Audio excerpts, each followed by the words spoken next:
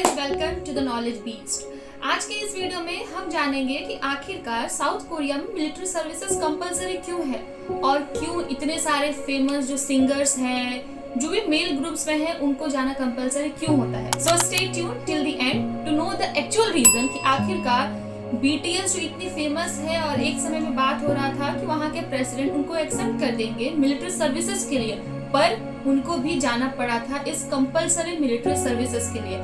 So let us know in this video कि what is the actual reason behind this. तो चलिए शुरुआत करते हैं इस वीडियो की।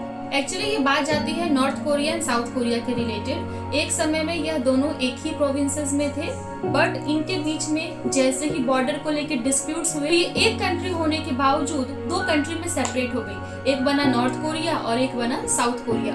North Korea which is very much famous for its Kim Jong Un, जो कि आपको पता ही है कि कैसे वो एक डिक्टेटरशिप है और वहाँ पर कैसे लोगों का जीना हराम हो चुका है। और वैसे ही उसके ऑपोजिट में आता है साउथ कोरिया, जो कि एक डेमोक्रेटिक कंट्री है। वहाँ पे आधुनिक चीजें आ चुकी है।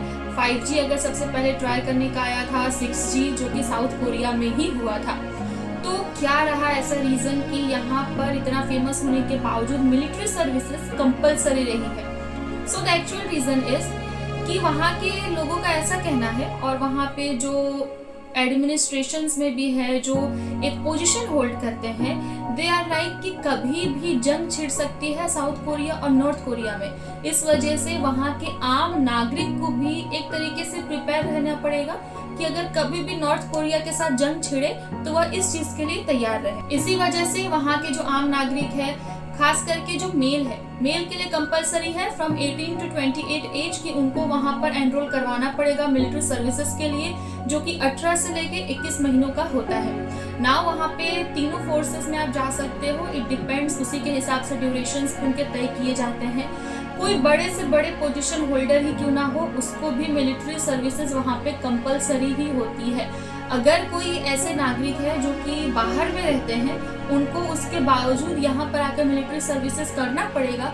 और अगर बाय चांस वो किसी भी वजह से मिलिट्री सर्विसेज नहीं करते हैं तो उनकी नागरिकता साउथ कोरिया की खत्म कर दी जाएगी।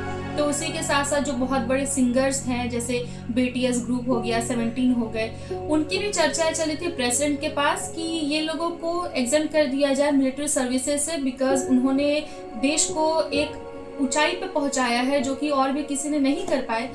कुछ दिनों तक बात चली, बट वहां पे प्रोटेस्ट ये सब हुए। उसके बाद इनफैक्ट BTS तक को भी ये सर्विसेज करने पड़े थे।